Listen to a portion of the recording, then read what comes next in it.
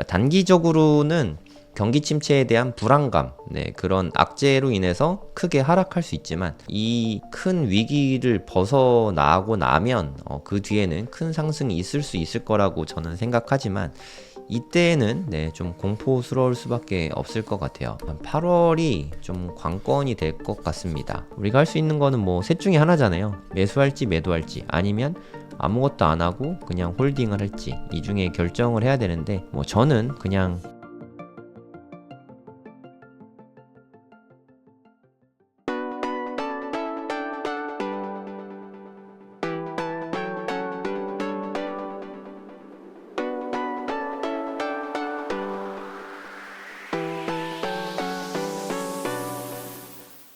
네, 안녕하세요. 성정길입니다. 지금 시각은 8월 5일 월요일 오전 9시 30분입니다.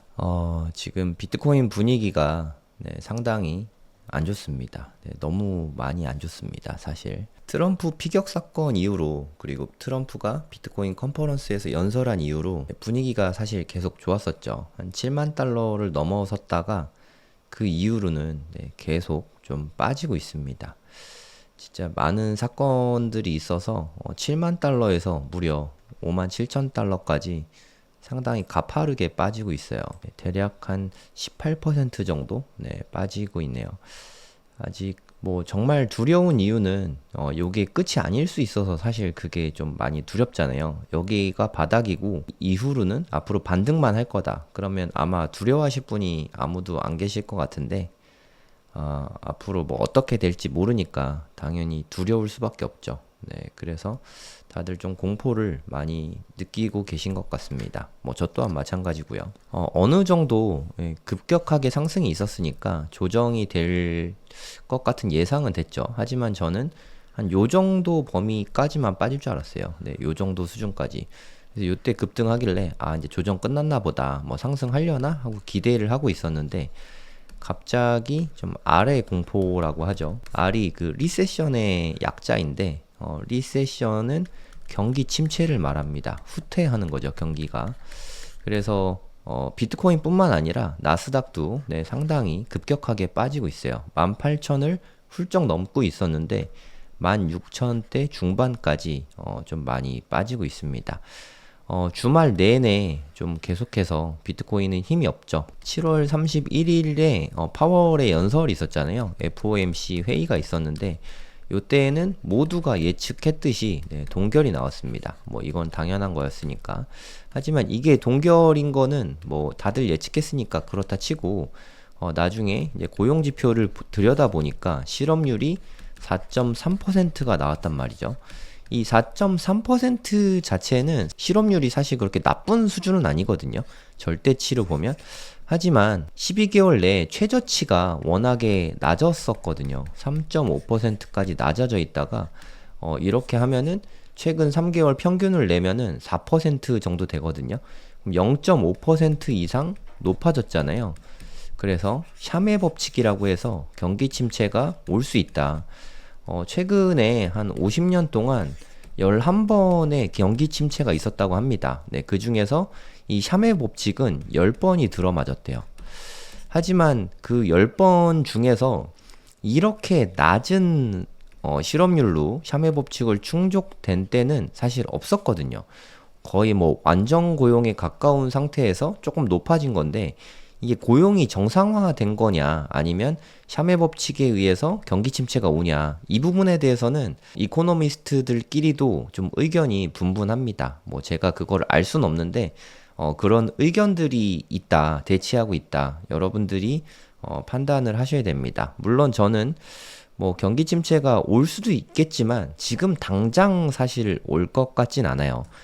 미 대선을 앞두고 지금 갑자기 급격하게 경기 침체가 온다. 그걸 생각하기는 좀 어렵거든요. 미국의 민주당이 현재 집권당인데 만약에 경기 침체가 오고 8월 달에 이렇게 미끄러진 상태로 16,000밖에 나스닥이 안 되는데 미끄러진 상태로 끝났다. 8월이 마무리됐다 하면은 민주당은 선거에서 이기기가 매우 힘들어지겠죠. 반대로 8월 달에 물론 이렇게 큰 하락이 있긴 했지만 다시 반등을 시켜서 증시를 끌어올린다면 당선 가능성이 훨씬 높아졌겠죠. 뭐 들어보니까 8월 달에 증시가 상승하면 집권당에서 대통령에 당선될 가능성이 83%라고 합니다. 거의 뭐 된다고 봐야죠. 민주당도 이 부분을 아마 아주 잘 알고 있을 거예요. 그러면 경기 침체를 막으려고 액션을 취하겠죠. 경기 침체를 방어하기 위해서 가장 좋은 방법이 돈 풀기 아니겠습니까? 유동성 공급. 돈을 풀기 가장 쉬운 방법 중에 제일 중요한 게 금리 인하하지 않아요. 그래서 금리 인하는 사실 7월 31일에 이번에 FOMC 회의할 때 이때 인하를 했어야 된다. 일론 머스크도 이 부분에 대해서 좀 강하게 비판을 하더라고요. 왜 이 지경이 될 때까지 아무것도 안 하고 계속 지켜만 보고 있었냐 하면서 파월을 되게 강하게 비판을 했거든요. 그래서 뒤늦긴 했지만 9월 달에 7월에 못한 것까지 합쳐서 50bp 인하 B컷이라고 하더라고요. 그러니까 원래 한 0.25%씩 두 번 내리는 거에 보통인데 0.5% 이만큼을 한 번에 크게 컷한다 해서 B컷이라고 하더라고요. 9월하고 11월에는 B컷을 하고 12월에는 평소대로 0.25% 이렇게 인하를 해서 시티그룹하고 JP모건은 올해 무려 마이너스 1.25% 금리를 이렇게 왕창 내릴 것이다. 이런 시장의 분위기가 좀 자리 잡아가고 있는 것 같습니다.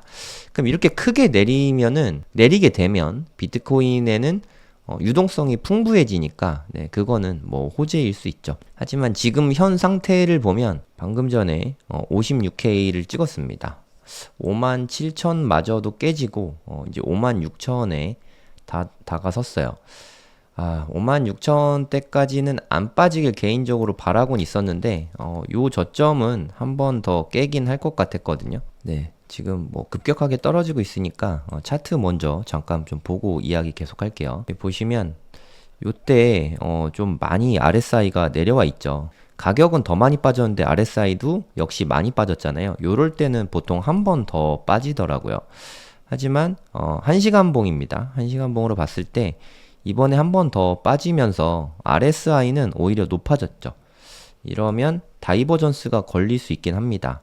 하지만 너무 많이 쭉 빠져가지고 얘보다 더 많이 떨어지면 그거는 솔직히 저는 좀 생각하기 싫습니다. 너무 좀 비극적인 상황이 나올 수 있으니까 여기 어디께에서는 제발 좀 브레이크가 걸렸으면 하고 개인적으로 바라고 있습니다.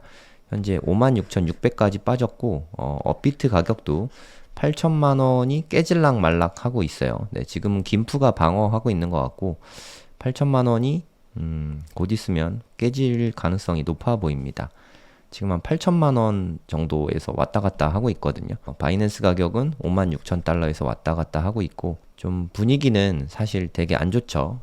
주말 내내 비트코인은 시세가 뭐 되게 안 좋았습니다. 어디까지 빠질지 뭐 알 수가 없으니까 모든 사람들이 좀 공포스러우셨을 것 같아요. 뿐만 아니라 알트들도 현재 너무 안 좋죠. 이더리움도 이제까지는 한 2800선까지는 좀 지켜줬었는데 이것마저도 깨져버렸어요. 그래서 지난 3월 이후로 최저점을 찍고 있습니다. 2600달러까지 깨졌네요. 2600달러 깨지진 않았고 2601달러까지 빠졌습니다. 2600도 좀 위협을 받고 있는 그런 상태입니다. 현재 8월 5일 9시 40분인데 오전 9시 40분인데 이때가 최저점이면 좋겠습니다. 근데 이렇게 급하게 빠질 때는 어디까지 빠질 줄 알 수가 없으니까 좀 두려울 수밖에 없는 것 같아요. 그러니까 뭐 떨어지는 칼날을 잡지 말아라 뭐 이런 이야기가 있잖아요. 지금은 좀 떨어지는 칼날 같은 그런 모습이에요. 좀 무섭게 빠지고 있죠. 다행히 지금은 약간 반등하고 있긴 한데 비트코인을 보면은 아주 살짝 반등하고 있습니다. 56,800.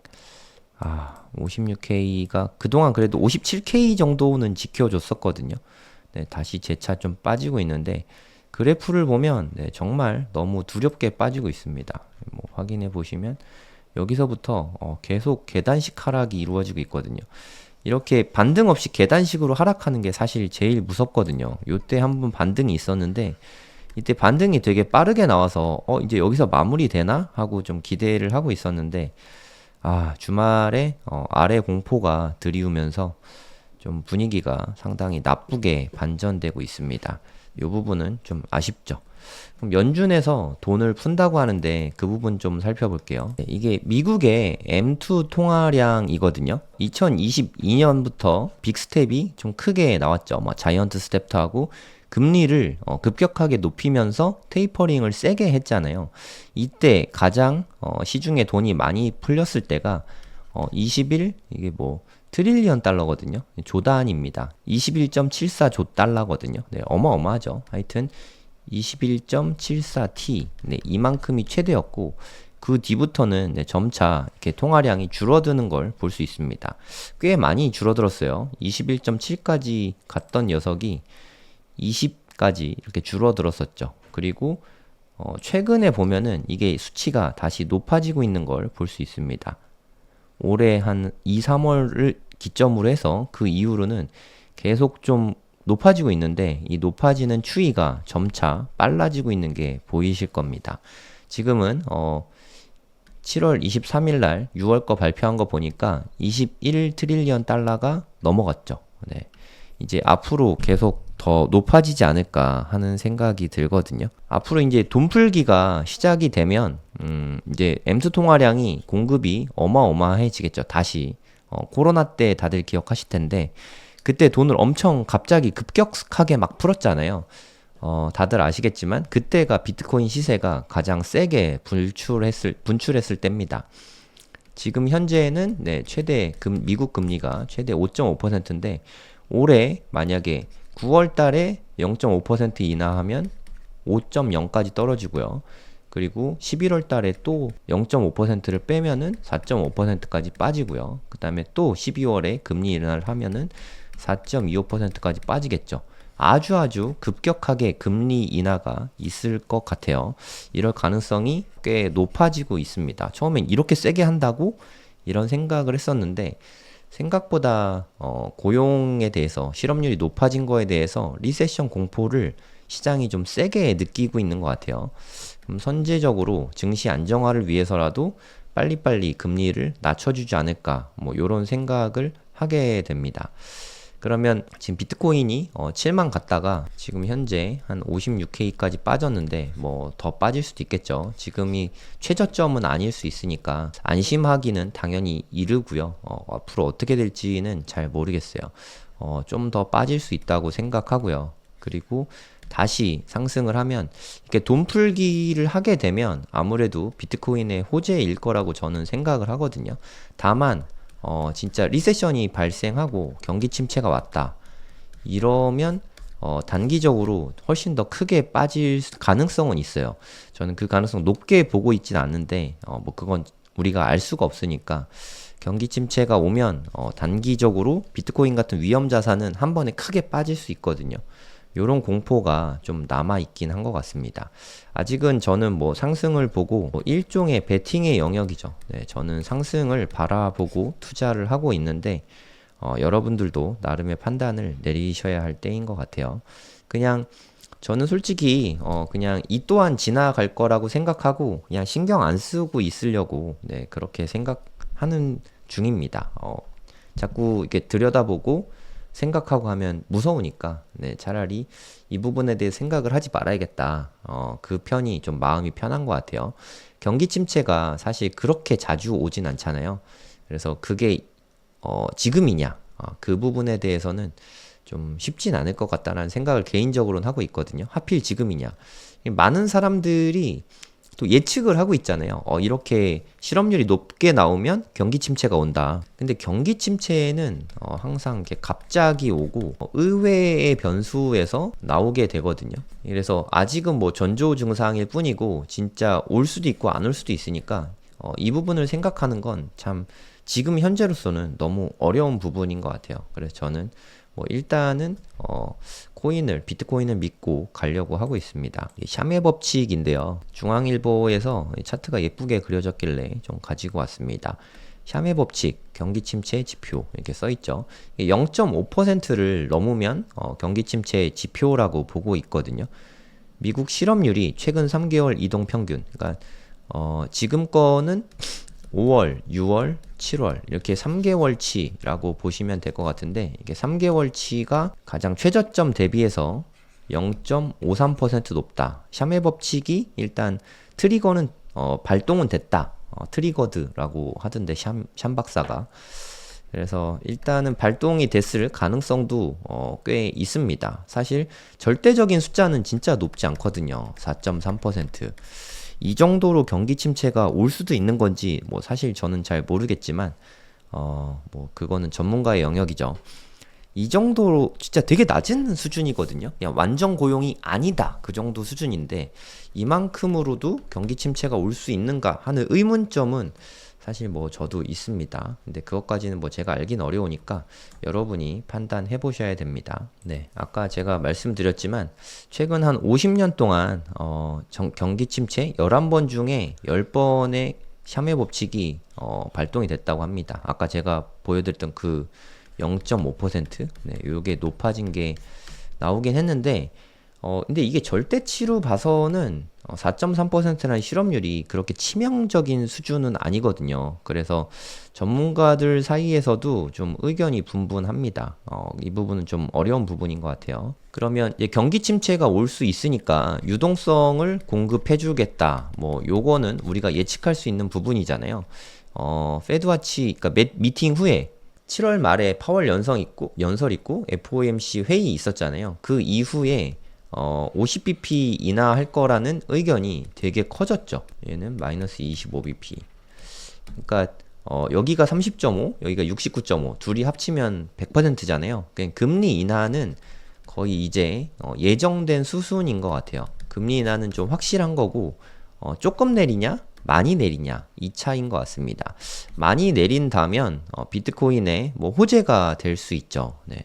그러니까 단기적으로는 좀 경기 침체에 대한 불안감, 네, 그런 악재로 인해서 크게 하락할 수 있지만 지금 또 경기 침체 아래 공포뿐만 아니라 제네시스가 파산 물량이죠. 네, 요게 한 30억 달러치 정도 되는데 요것도 쏟아져 나오고 있고 그리고 지난주까지 마운트 곡스 물량이 좀 많이 풀렸잖아요. 이제 공이 채권자로 넘어간 상태에서 이제 아래 공포가 오면 그 굳건하던 채권자분들도 매도를 할 수 있는 거죠. 이제 공이 넘어가서 선택권이 있거든요. 파냐 마냐 이 부분에 대해서 선택을 할 수 있게 된 거죠.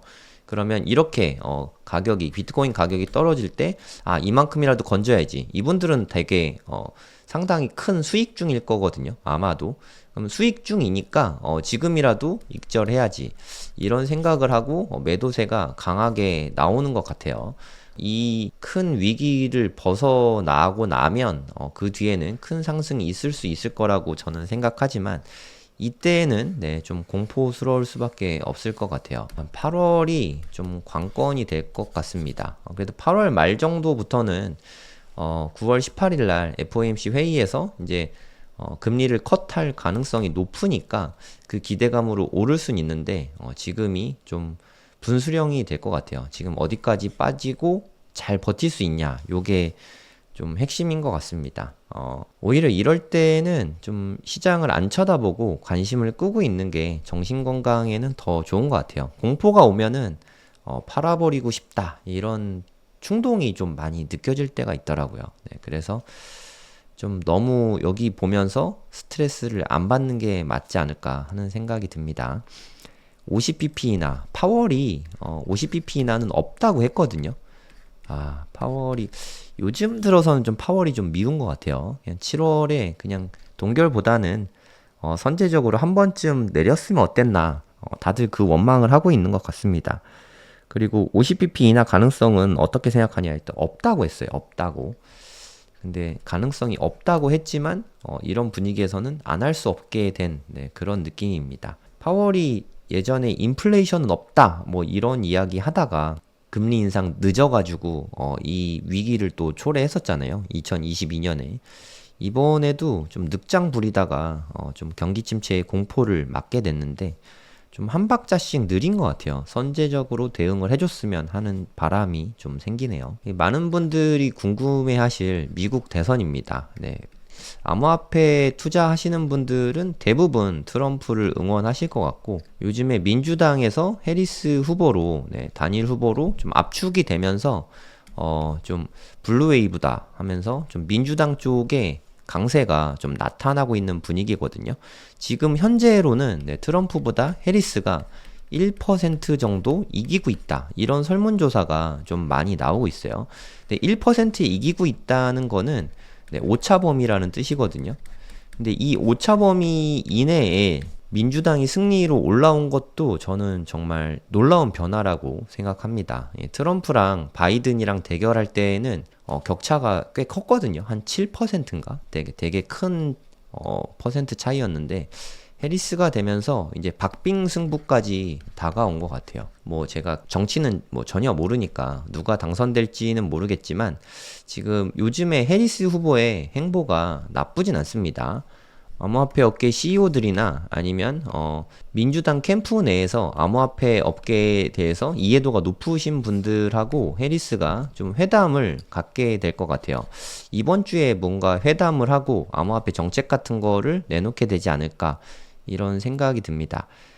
지금 좀 하락이 깊었잖아요. 70K에서 56K까지 이렇게 한 번에 쭉 빠졌는데 계속 빠지기만 하는 자산은 없거든요. 세게 빠지면 반등도 하게 마련이거든요. 요 반등은 일단 한 번은 있을 것 같고, 근데 이게 56K에서 반등할지, 아니면 뭐 54K에서 반등할지, 그건 우리가 알 수가 없죠. 아무튼, 반등이 있기는 할 것 같습니다. 근데 좀 두려운 때인 건 맞는 것 같아요. 거기다가 트럼프하고 비트코인하고 좀 한편으로 많이 묶여 있는데 트럼프가 지지율이 좀 떨어지고 있으니까 비트코인은 여러모로 좀 힘든 상황이 된 것 같아요. 포브스지인데 해리스가 트럼프를 1포인트 차로 앞서고 있다. 뭐 이런 뉴스라고 보시면 되고요. 이거는 더힐이라는 여론조사를 한 건데 해리스랑 트럼프랑 여론조사 했더니 여기선 또 트럼프가 1.1%더 높게 나오죠. 그러니까 여론조사 기관에 따라서 조금씩은 좀 차이가 있지만 어디는 트럼프가 앞서고 어디는 해리스가 앞서는데 중요한 건 지금 되게 박빙이다라는 게 중요한 것 같아요. 거의 뭐 붙은 적도 있었죠. 격차가 되게 컸었는데 이제는 좀 많이 따라잡은 그런 모습입니다. 폴리마켓은 늘 트럼프가 좀 높게 나오는데요. 암호화폐 계열의 예측 사이트라서 그런 것 같은데 트럼프가 계속해서 떨어지고 있죠. 피격 사건 났을 때 71%까지 갔던 당선 가능성이 지금은 52%까지 크게 떨어졌습니다. 한 20%가 떨어졌죠. 바이든이었을 때 뭐 한 20% 정도밖에 안 됐는데 지금은 카말라 해리스가 한 45%까지 복구를 했고 폴리마켓에서도 당선 가능성이 7%까지 좁혀졌습니다. 계속해서 좁혀지고 있습니다. 이대로 가면 거의 뭐 똔똔 비슷하게 나올 것 같고 실제 당선이 누가 될지는 대선의 결과가 나와봐야 아는 그 수준까지 갈 것 같아요. 한쪽이 원사이드하게 이길 것 같진 않습니다. 요즘 분위기로 봐서는 좀 정말 초박빙의 대결이 되지 않을까 그런 생각이 들어요. 지금 56,000도 되게 초반까지 밀렸거든요. 뭐 이렇게 밀리면 55,000까지도 사실 빠질 수 있죠. 8천만 원도 깨졌습니다. 지금 7,900만 원대까지 빠졌고요. 이렇게 계속 빠지고 있을 때에는 사실 두려울 수밖에 없거든요. 대체 이거 어디까지 빠지는 거지 하고 두려울 수밖에 없거든요. 지금도 계속 그 하락 쪽으로 좀 힘이 계속 실리고 있는 것 같아요. 너무 무겁죠. 계속 밑으로 깔아앉고 있습니다. 지금 딱 55,000까지 갔네요. 56K도 현재 깨졌고요. 사실 깨지자마자 반등이 좀 세게 나와야 이제 바닥 잡힌 느낌이 나는데 좀 분위기는 너무 안 좋습니다. 차트도 여러모로 좀 많이 깨졌고 이동평균선도 많이 깨고 내려갔을 것 같거든요. 야, 진짜 이게 일봉으로 봐도 정말 무시무시하게 빠졌네요. 지금은 뭐 121선, 201선 다 깨고 내려온 상태고요. 지금 4일 연속 음봉이 나오고 있거든요. 이게 하락이 시작된 지 불과 한 일주일밖에 안 됐는데 이렇게 크게 빨리 떨어질 줄은 몰랐네요. 다행히 55,000 찍고 56,000까지는 일단은 올라왔습니다. 이 상태에서 반등이 안 나오면 정말 좀 암울함으로 갈 수 있을 것 같아서 좀 두려운 때인데, 단기적으로 어떻게 빠질지 우리가 뭐 알 수 없으니까 그 부분은 좀 내려놔야 되지 않나 하는 생각이 듭니다. 좀 안 좋은 소식 전해드리고 마무리해서 되게 죄송한데요. 이더리움도 지금 많이 빠지고 있죠. 이더리움 더 세게 빠지고 있네요. 한 2,500까지 현재 빠지고 있거든요. 분위기가 갑자기 언제부터 이렇게 급반전이 된 건지 아래 공포가 정말 무시무시하긴 한 것 같아요. 정말 좀 무섭다 이런 생각이 좀 듭니다. 나스닥도 보시면은 분위기 좋을 때 18,671까지 나스닥 지수가 올라갔었는데 지금은 좀 많이 빠지고 있는 그런 모습입니다. 나스닥도 한 16,000대 정도에서 반등이 한 번쯤 있지 않을까 하고 뭐 기대는 하고 있어요. 네, 요쯤에서 반등을 좀 주고 한 17,000, 8,000까지는 다시 좀 올라가 줘야 될 것 같은데 이번 주는 좀 지켜봐야 될 것 같습니다. 갑자기 뭐 V자 반등이 나오면 좋겠지만 쉽지는 않아 보이고 요럴 때가 가장 좀 고통스러운 시간이지 않나 하는 생각이 듭니다. 트위터나 뭐 그런 글들을 읽어보면은 바이 더 딥을 다들 이야기 많이 하더라고요. 근데 이게 바이 더 딥이 말이 쉽지 이런 공포에 사는 게 사실 되게 힘들거든요. 요럴 때는 그냥 아무것도 안 하는 게 지나고 보면 가장 좋은 방법이었던 때가 많거든요.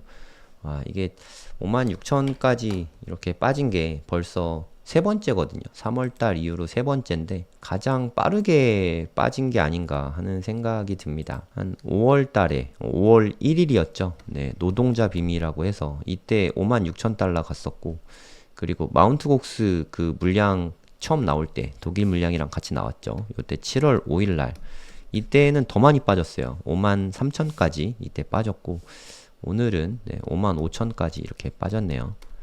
오늘 날짜는 8월 5일. 딱 한 달 만이네요. 한 달 만에 다시.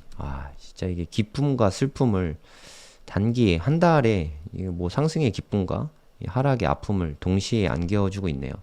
이렇게 계속해서 흔들어대면 사실 우리 같은 개미들은 너무 힘들잖아요.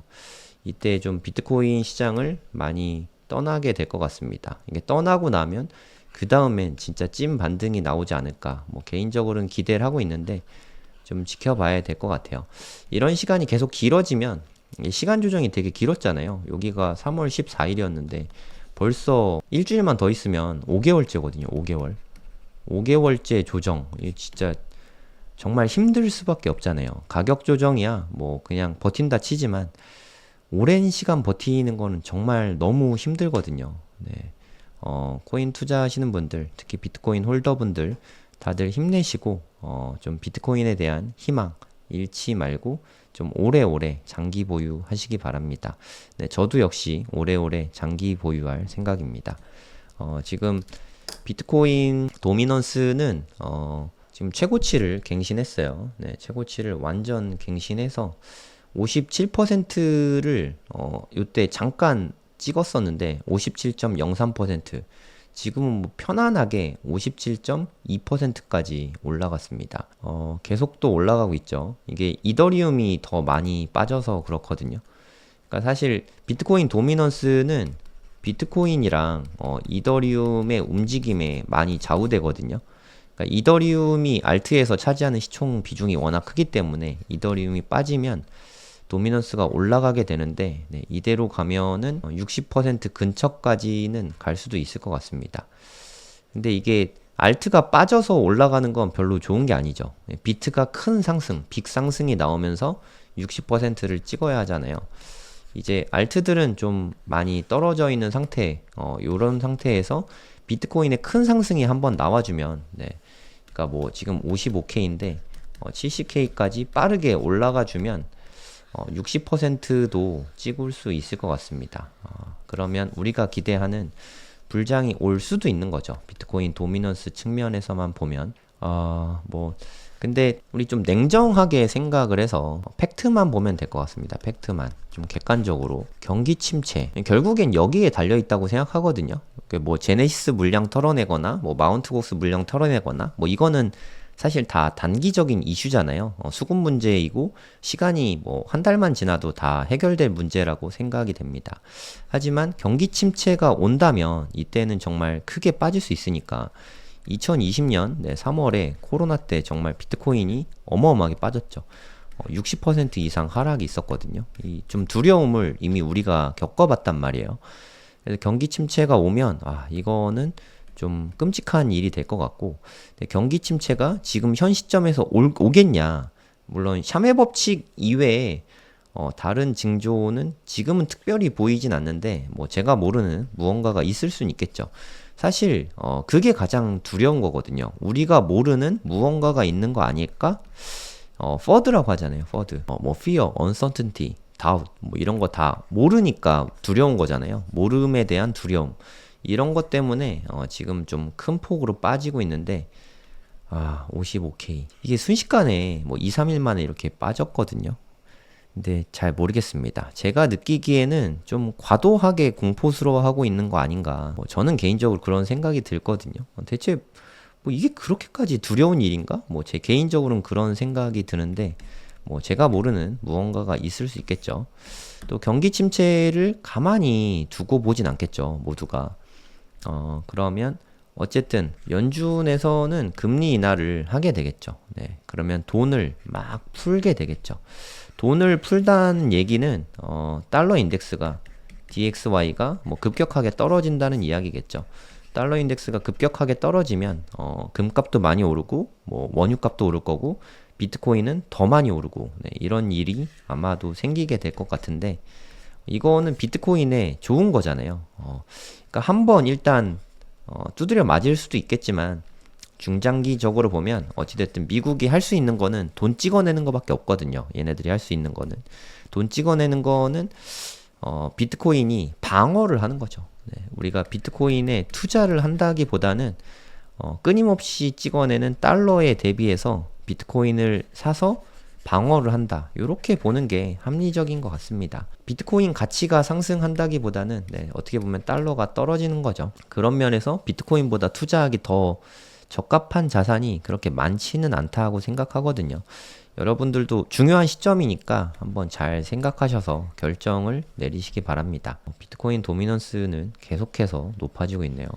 그 이야기는 이더리움이 빠르게 떨어지고 있다는 뜻인데 둘 다 가슴이 아픕니다. 비트코인 빠지는 것도 이더리움 더 빨리 빠지는 것도 솔라나보다 지금 이더리움 더 많이 빠지고 있네요.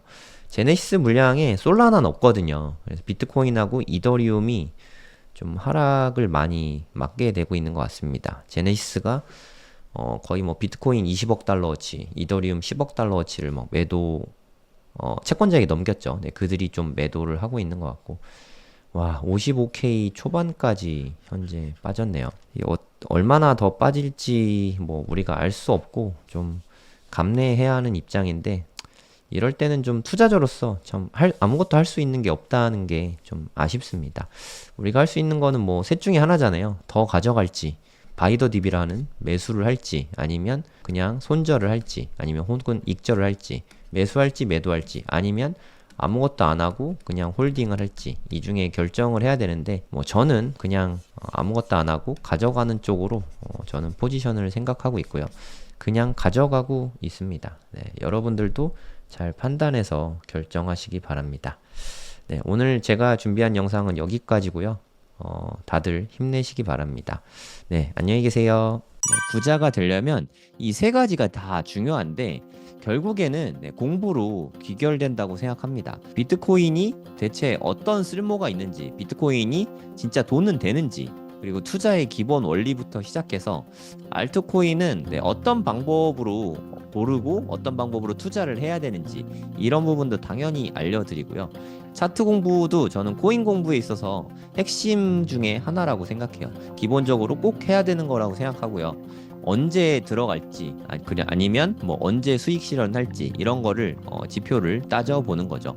그리고 선물 투자가 코인에는 가능하거든요. 안전하게 욕심부리지 말고 잘 쓰면 자산을 증식시키기에 좋은 수단 중에 하나지만 레버리지를 좀 쓸 수 있으니까.